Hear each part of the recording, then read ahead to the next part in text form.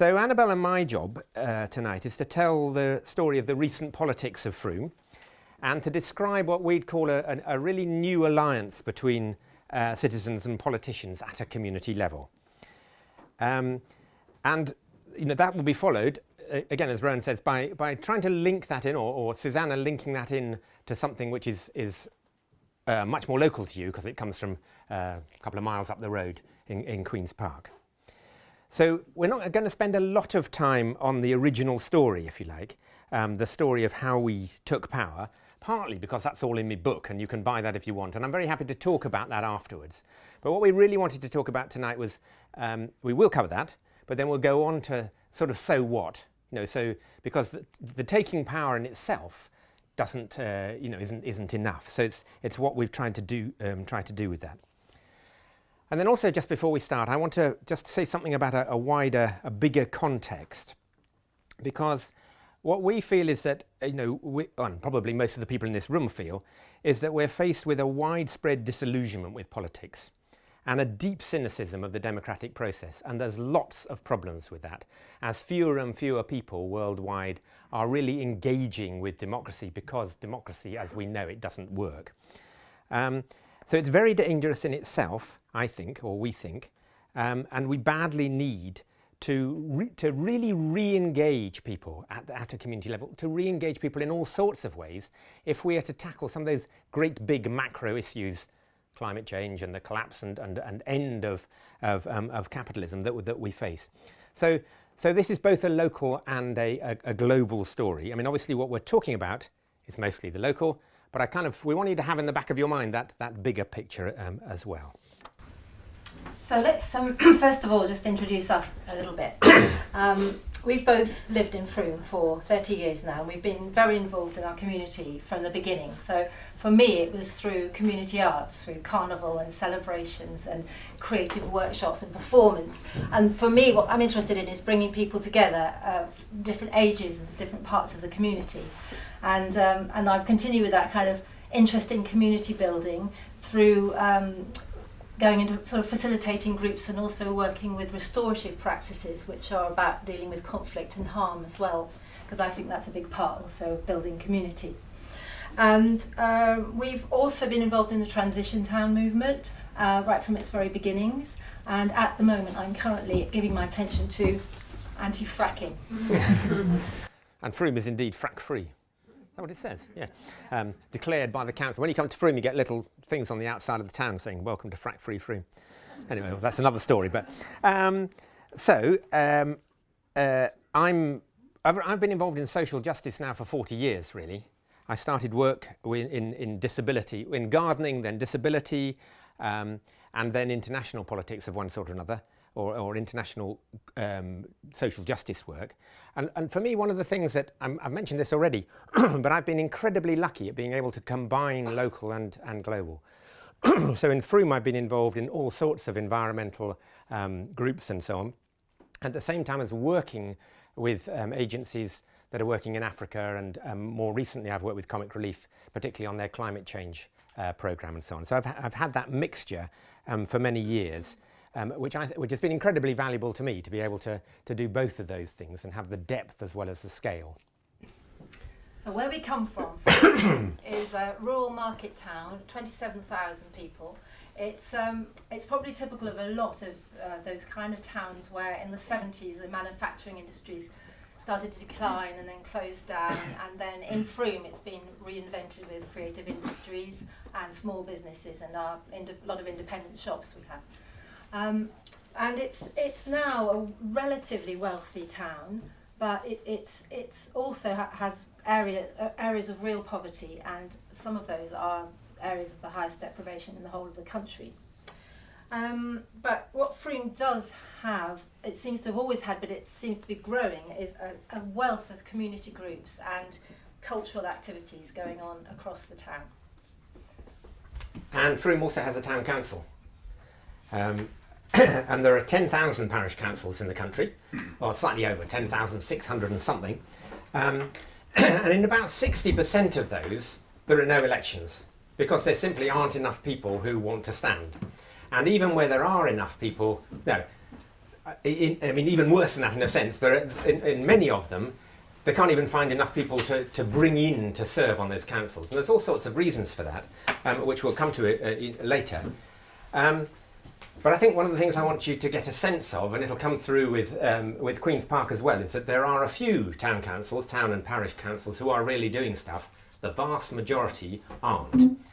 And in a way that didn't matter before. It didn't matter because a lot of the services came down from above. But with austerity, those services are no longer coming down. So we're really in a situation now where, if local communities don't do it, if the town council is only involved in putting on chains and twinning events, then there's a real lack of activity and services for people. So it really does matter. I'm jumping ahead slightly in the story, but I wanted to put that in because it feeds into why people like I got involved. And I got involved in 2010. I went to the council as a representative of the transition town movement at that time. And I walked in, and it was a bit like this. Okay, so item on the agenda number 3, which is questions and comments from the public. And Mr. Macfadyen have a question. Yes, I wanted to ask you about your environmental policy. We have a park and we manage the allotments. Yes, I actually wanted to ask you more about wider global issues, things like climate change and peak oil and things like that. We manage the parks and that is all that we are responsible for. So the connections that are going to happen, the impact that these things will have on us. I think we have everything in hand, Mr. Macfadyen, and your 2 minutes are up. I'm sorry, your 2 minutes are up, and I think we need to move on now to the very important item of the colour of the bus shelters, which the District Council have asked us to find out about. So that'll be it. Thank you very much. Thank you very much, John. Don't worry. There's never been an audience at that town council to applaud, I can tell you. So that's, it was very like that actually. And what I went, having had that experience, very much like that, I went to the pub and met with a group of people who'd come with different sorts of problems in relation to Frome's town council at that time. And we probably drank too much, but we ended up thinking, you know what, perhaps this can be done better. Possibly if a group of people who aren't, who have more ambition and who aren't party political, because this isn't always true, but in Frome we clearly had an issue related to party politics, which was a significant problem. It alternated basically between the Tories and the Lib Dems, and they just fought each other. And their thinking was along national ideological lines. So you didn't borrow money because you were a Tory and you were heading into austerity. You didn't actually. I don't know what Lib Dem policy is, but anyway, see what I mean. So very little happened because of the party politics. So we had the party politics. We had a group of people who'd been there for years, and our little group knew that localism was about to happen. So we knew that there were going to be changes, and we thought, can this be done differently? So that was what our sort of starting point really. We also knew that groups of independents usually fail, and so what we did was we developed what we called ways of working, which essentially we said, this is how we will behave as a group. This is the way that we will operate as a group of individuals, and then we said, this is how we will operate with the town. And the operating with the town meant that we will run. I get these muddled, and then that really throws you. We'll do a lot of engagement. Basically, we'll run participative democracy, not representative.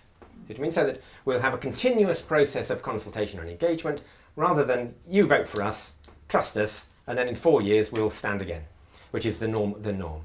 So we stood. Actually, we had another meeting in another pub, and we got 17 candidates pretty instantly for the 17 seats. We then stood with a ruthlessly positive campaign and won 10 out of 17 of the seats in that initial election, just a few months after those meetings in the pub. So I'm now an elected councillor for Independence for Frome. Hooray! Councillor Macfadyen, you'll be needing this. Okay, yeah, thanks very much. Actually, that really doesn't fit. I'm not going to wear that. I don't think. Thanks, but I'm not going to wear that. Well, Yeah. you're certainly going to be needing this. Aha. The rules, Frome Town Council. So, what am I meant to do with this? This is how you're going to run the council. Everything you need to know is in there.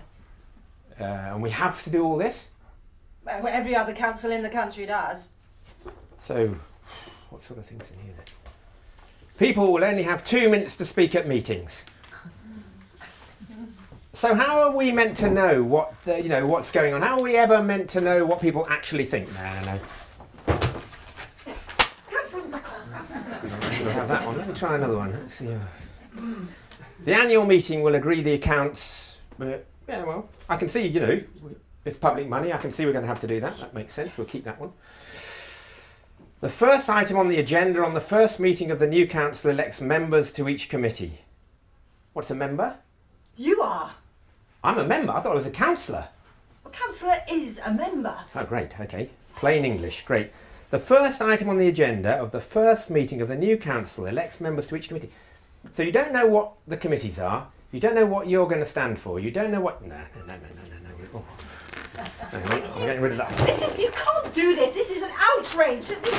We've been using these rules for hundreds of years. You can't just, Thank you very much. Just throw them away. It's an absolute disgrace. This is anarchy. And tears were shed. I have to say we didn't actually shred the rules in that form. But, as I say, tears were shed. And actually, most of those rules, you don't have to do them. But nobody's there to tell you, and nobody's there to do that, do what we just did. And change is very difficult for people, as we realise. But to be honest, a lot of those systems and a lot of those rules are from a long time ago. Perhaps when they were set up in the 60s, the 50s, the 40s, they were relevant. They're not now. And one of the things, it was me who said at the first meeting, so what's a member? And then the remaining council went, oh, you're a member. And it's like immediately you're sort of cringingly, sat upon. Anyway. And the other one which we've changed now is officers. It's members and officers. They're the staff and the councillors. But it's all part of making the whole thing incomprehensible to anybody from outside. So we reduced those committees. There were 9 committees. We reduced them to 2. There was a full-time member of staff who spent a lot of their time doing the agendas and minutes of all those meetings. But they didn't need to be there. And we introduced a very significant degree of informality. So our meetings now, councillors and the public meet and mix and mingle, and there isn't a row of councillors and then the public who have to speak only when they're allowed to. And we've really sought to ensure that what happens is that yes is the instinctive answer, not no, particularly from staff. So that sometimes you get into trouble doing that, of course. But the instinctive answer before was definitely no, and we've tried to change that. And we've looked to place the council in a different relationship in the town, so that it's one of the organisations in the town, and the others interact with it, rather than the one that you need to go and get. You need to go to get permission. So it's a change in relationship that we've been building on. And that's really attracted some fantastic new staff. We have, for instance, an economic regeneration manager, which would be unheard of at this level, really. And he's just been particularly involved in getting a bit of land that's been waiting for about 30 years in Frome. Nothing's happened. That's now moving because he's chipped away at that for 4 years. We also have the only resilience manager at this level in the country. And she's been really responsible for a whole chunk of environmental work. So to sort of leap ahead a bit, in 2015 we stood again. There were about 30 people who wanted to stand for independence for Frome, that were whittled down to 17. And about 40 party politicians who stood against us. I thought nobody would, because we were doing a good job. So it was something of a surprise to find that every party, including UKIP at a parish council level, stood against us in all the seats. But we won all 17 seats, which is very much an affirmation of our approach. Wow. So now I'm taking the role of the community rather than a grumpy councillor, and Peter's going to continue to be the politician. And what we want to do now for this part of the story is to give some real examples from Frome of how we developed or how Frome is developing a stronger and more flourishing community, and to show how that's got a lot to do with the council creating a positive relationship with citizens and with local groups. And so we're going to look at three main areas, and the first of these is partnership. So it's probably painfully obvious to all of us that by getting elected, you don't actually show that you've got any skills or experience that's any use to anybody. And so in recognising that, one of the first things we did, and we still do now, is that at the beginning of every meeting, we get people to come and to talk to us and present effectively about an issue that we feel might be a particular concern.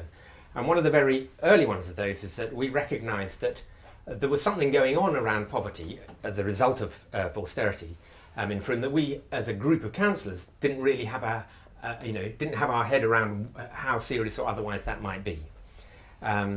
So that was the first subject that we got people to come and talk to us about. So people from the town who were feeling the impacts of austerity, or their groups were involved in dealing with the impact, came along, and they were welfare groups, housing associations, the church, youth organisations. They came and they told the council what was going on, what was really going on in the town. And we were shocked, to be honest. So, as Annabelle said, there's pockets of deprivation and poverty in Frome, but we had no idea there'd be 6 people sleeping on the streets of Frome most nights, because they weren't, in obvious places. And it's like, whoa, that's happening here, and a whole raft of other things that these groups told us about. And so what happened was that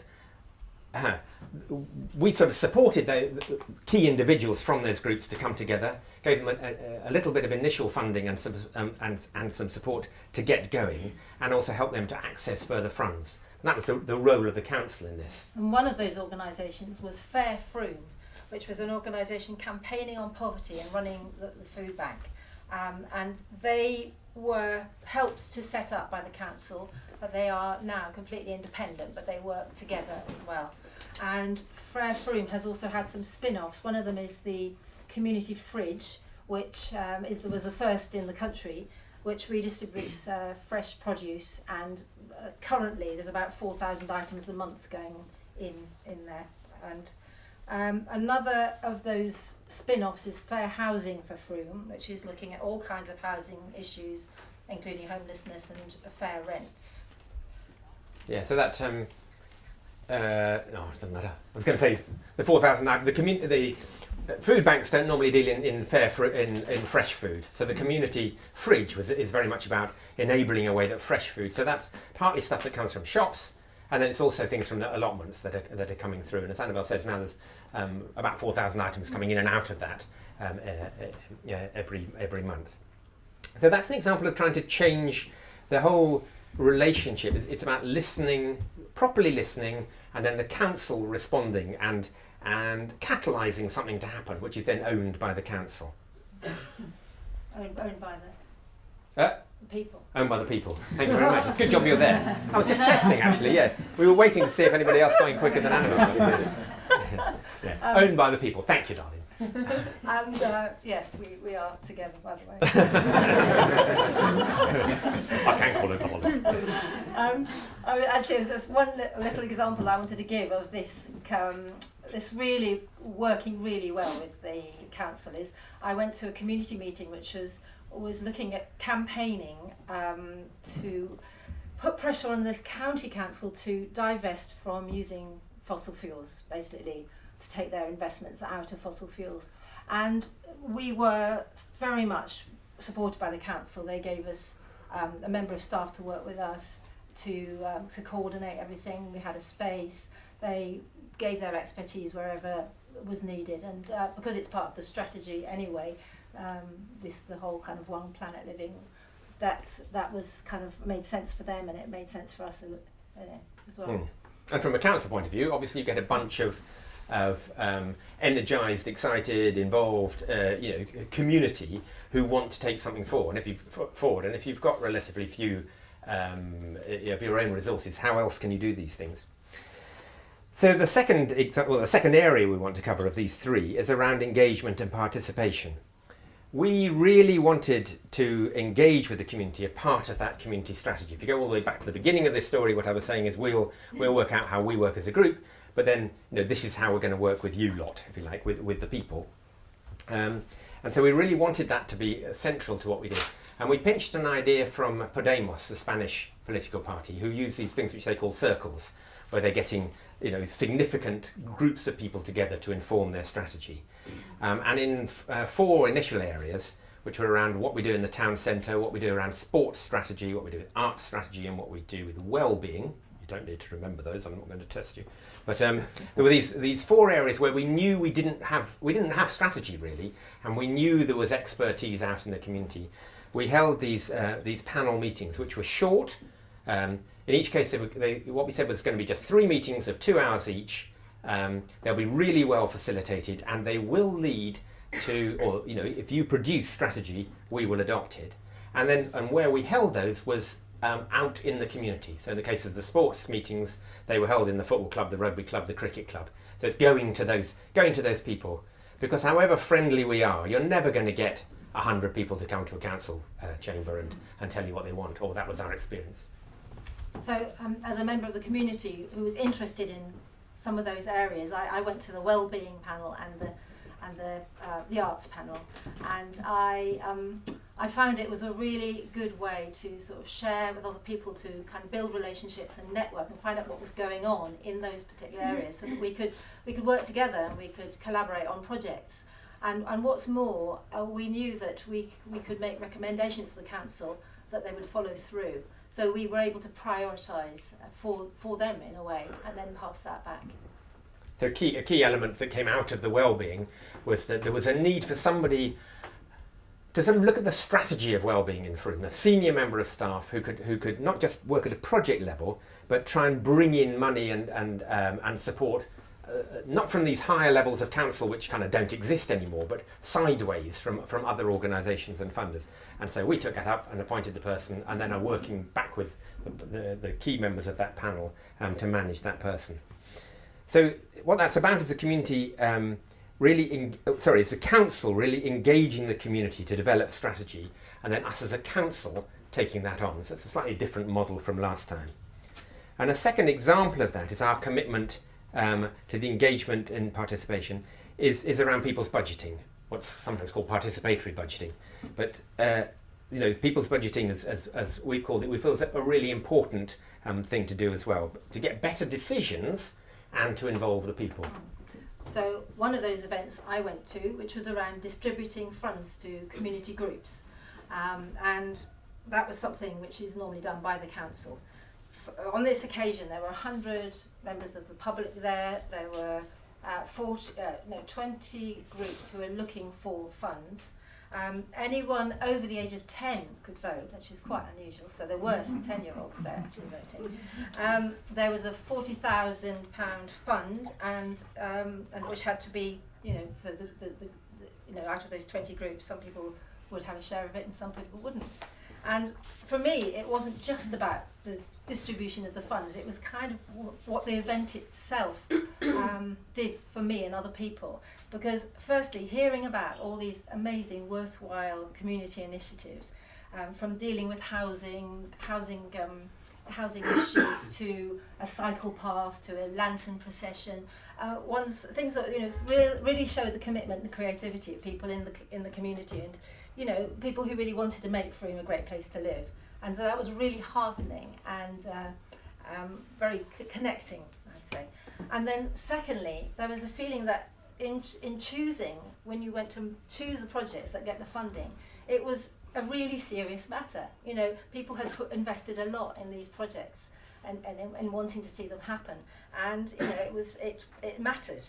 And so it felt like, as a citizen, we were really having to take responsibility and to make decisions in areas that we would never usually do so, because it would have been just naturally done by the council.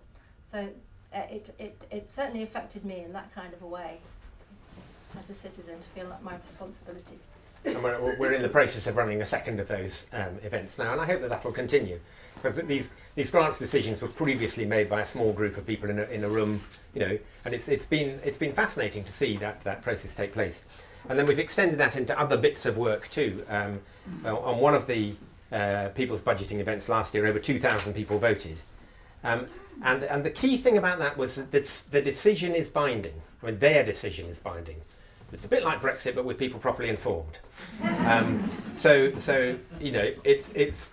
it is absolutely essential that the council can't trump the decision, I think, which is really important. I'm trying to reclaim the word. So as I say, for me, it's about two things. It's about getting a good decision, but it's also about trying to get people back into making decisions and reclaiming politics in that sense.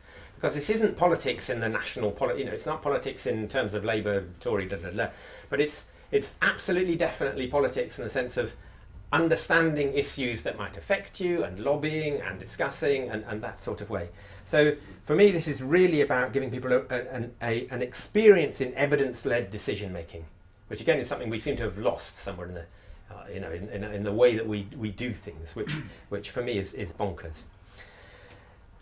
So our last area that we want to just talk to you briefly about is in this whole new relationships, comes where the council actually wants to support groups to take power and responsibility themselves. So that's the third of these three areas. So as we mentioned, I think at the beginning, all town councils have to manage allotments.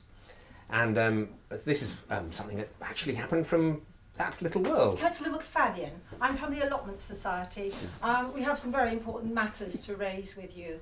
These were not addressed by the previous council, and we'd like to know what you're going to do about them.